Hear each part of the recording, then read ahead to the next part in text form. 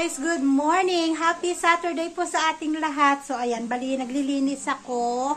At nandito ako sa kwarto kasi malakas yung cartoons ni Asher. Kasi baka mamaya makapiright na naman tayo. Ilang beses na akong nag-upload ng video, puro ako copyright. Dahil sa cartoons ni Asher, minsan malapit yung mobile ni Asher pag nanonood siya, di kaya sa TV. Lalo yung ano niya, lalo yung pinapanood niya, minsan nakaka-copyright ako, kaya minsan sinasabi ko, hinaan niya. So, naglalaba kami ngayon. Naglaba kami ng mga bedsheet, punda, ganyan. So, nagdusting na ako. Ngayon, sabi ko dun sa isa, alagaan mo yung kapatid mo. Sabi ko. Ayan sila, oh. Sabi ko, iduyan-duyan niya. Bali yung maliit, nakaligo na. Pinaliguan ko na, pero yung isa wala pa. Kasi nanunod pa siya ng kanyang Sheriff's Labrador nga. Pero sabi ko nga, iduyan-duyan niya si ading niya at ako ay maglilinis. Hindi pa siya nakakatulog. Ayan, no? Medyo ano pa, medyo buka pa ang mata. Hindi pa siya totally tulog. Nakilos-kilos. Ayan. Nakilos-kilos pa. Kuya, swing-swing ading ah. Swing. You said you want to take care ading. Now it's your time to take care ading. You take care ading while mommy cleaning, okay? Okay? Answer. Okay. Thank you. Not too much. Slowly only, okay? Ayan. So ako magva-vacuum. Hindi pa ako naglalagay ng bedsheet dito. Si Asis na lang mamaya. Hi guys! So, ayan. Para sa video natin to, ngayon ko parang may papakita sa inyo guys kung paano nga ginagawa yung homemade na spring roll wrapper. Ayan. Kasi nung birthday ni Asher at naggagawa nga sina Julie at saka ni Anessa ng wrapper dati, may nabasa kasi ako na comment na sana daw ipinakita kung paano ginawa yung homemade na wrapper. So ngayon na ako nagkaroon ng pagkakataon para ipakita sa inyo guys kung paano nga namin ginagawa dito sa Nepal yung spring rolls wrapper para makagawa tayo ng spring roll o di kaya Shanghai. So yung ginawa ni Anessa nung nakaraan, tinansya-tansya lang niya yung ginamit niya na ingredients. Tapos tinansya lang din niya yung tubig na nilagay niya. Ngayon, ipapakita ko sa inyo. Gagamit ako ng 2 cups na maida or all-purpose flour. Yung 2 cups kasi medyo madami na to guys. So, yan. So, gagamit ulit ako ng tasa ng kape. Tasa ng kape. Yung tasa na ginagamit natin pang kape ba? So, gagamit lang tayo nito. 2 cups ng flour. Kung kaya yung tansyahin naman guys, pwede naman tatansyahin lang, walang problema.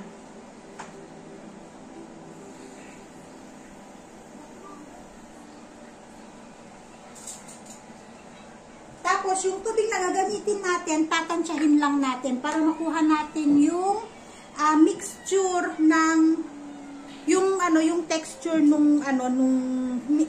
yung texture ng mixture na gagawin natin. So, maglalagay tayo ng a pinch of salt and 2 tablespoon ng oil. Hahalo natin dito. Tapos, pagdating sa tubig, tatansyahin na lang natin siya. So, papakita ko sa inyo. Saglit lang. So, kagaya nakikita nyo guys, bali inilagay ko na yung 1 cup dito kanina. So, kung nakikita nyo, yung texture niya, medyo ganito pang itsura. So, ibig sabihin, magdadagdag pa tayo ng tubig, hahatiin natin ito.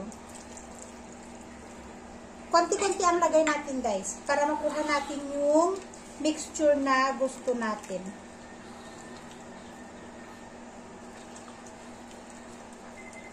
So, ganito lang, halo-halo natin hanggang sa malusaw natin yung flour. Nakikita nyo pa ba? Nakikita nyo ba?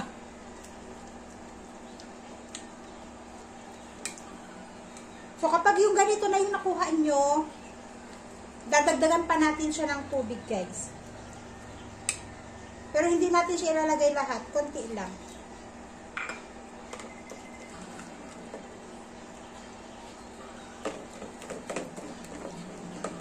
Hindi ko ikakat yung video ko para makita nyo kung paano namin ginagawa yung wrapper dito. Dahil nga wala kasing Filipino product dito sa Nepal, so ginagawa namin para-paraan lang talaga para makagawa tayo ng wrapper. Meron naman daw yung wrapper yata yung gawa ng Nepal, kaya lang mahal yata. Meron sa Batbatini pero mahal daw. So sa tingin ko ganito okay na to. So ang nagamit natin ay 1.5 na tubig sa 2 cups na flour. So halu-haluin pa natin hanggang sa wala tayong makitang lumps ng flour. So kailangan natin haluin maigi. So yan, ganito yung ginagawa namin guys. 3 ingredients lang. 4. Water, flour, salt, and oil. So yan lang, para makagawa tayo ng lumpia wrapper. Okay guys, so kapag nahalo na natin siya na ganito, okay na to. May konti-konting lumps man pero okay na yan. So susunod na gagawin natin ay iluluto na natin siya. So kailangan ng apoy niya guys ay yung pinaka-low.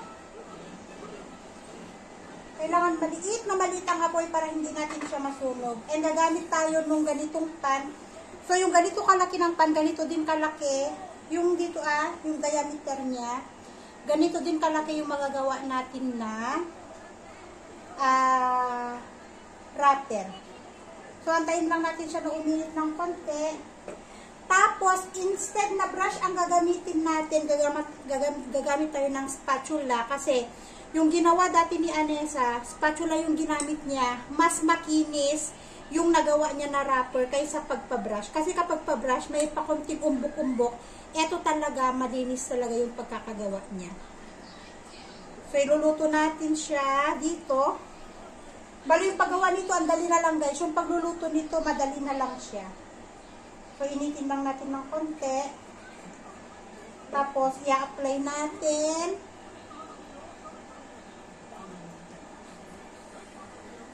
I-apply natin siya na ganyan. Natapon ko tuloy.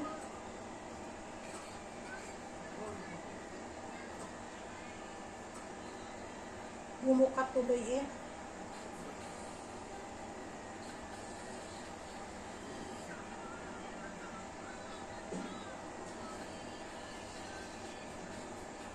Yan. Tapos kapag naluto na to, kusa kasi siyang kusang matatanggal. Pag naluto na siya, kusa kasi siyang matatanggal. Nagkalat na ako. Kusang matatanggal yan. So siguro mga 2 minutes, 3 minutes, ganon.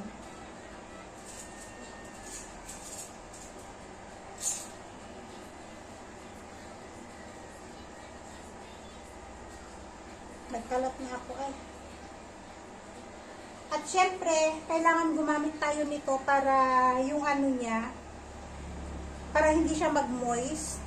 So, gagamit tayo ng tela. At para hindi rin magdikit-dikit. So, kagaya nakikita nyo dito, nag-open na dito sa may bandang gilid. Ayan o, bumuka na siya. So, aantayin lang natin na makikita nyo naman kung luto na yung magiging wrapper natin o hindi. So, kung medyo matibay-tibay ang kamay nyo sa mainit na ganito, pwede nyong hawakan na at kukunin na natin. Mainit. Ganyan. Mainit man, uy. Ayan. So, eto na yung ating wrapper. Mainit. So, eto na guys yung ating wrapper. Ayan na siya. Ayan. So, depende na sa inyo kung gaano kakapal yung gagawin yung wrapper or gaano din kanipis. Pero kapag masyadong manipis kasi, madali siyang masira. So, ganyan lang siya kadali, guys. So, gagawa ulit tayo. Tanggalin muna natin yung mga extra sa gilid. Yan. So, maglalagay ulit tayo. Mas mabilis kapag spatula ang gagamitin nyo kaysa kapag brush. Medyo mabagal kapag brush. So, papahid lang na ganito. Yan. Tapos, kuha ulit. Pahid ulit. Siguro kahit mga 2 pahid. Depende kung gaano na lang kakapal talaga yung gagawin nyo, guys. Na wrapper. Yan. Ganyan lang. So, ganito yung ginawa ni Anessa na wrapper noong birthday ni Asher. Ayan. So, yun na. Tiyara! Ganun lang siya kabilis. Tingnan nyo, etong bilis, oh. Bumuka na siya agad. Luto na siya agad. Takpan muna natin to. Ayan. Para hindi sila magdikit. Yun. O, diba? Nakadalawa na tayo. So, ganun lang kabilis, guys. Ayan. So, see you! Ito na lahat, guys. Yung 2 cups ay nakagawa ako ng 20 pieces na wrapper. O, diba? So, ganyan yung ginagawa namin dito sa Nepal para makagawa kami ng spring rolls o di kaya Shanghai. Charan!